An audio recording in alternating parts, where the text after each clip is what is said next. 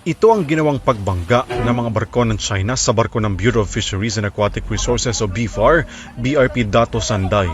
Nangyari ang insidenteng ito nitong linggo habang nagsasagawa ng humanitarian mission ng BFAR sa mga mangingisdang Pinoy sa bahagi ng Escoda Shoal.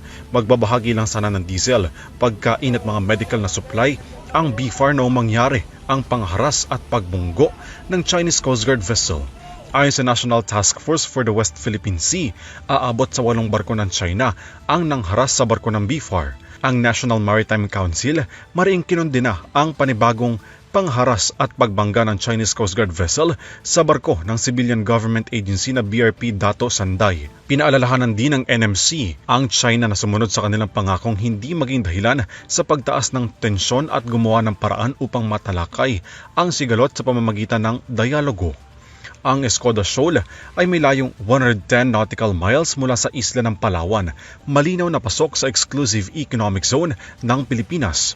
Sa isang pahayag, sinabi ng Chinese Coast Guard na illegal daw na pumasok sa adjacent waters ng Nansha Island ng China na Xinyanbing Reef ang barko ng BFAR nang walang pahintulot.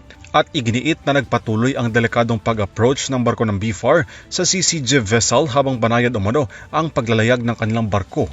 Wala pang pahayag ang Department of Foreign Affairs kung maghahain ba sila ng panibagong protesta laban sa China.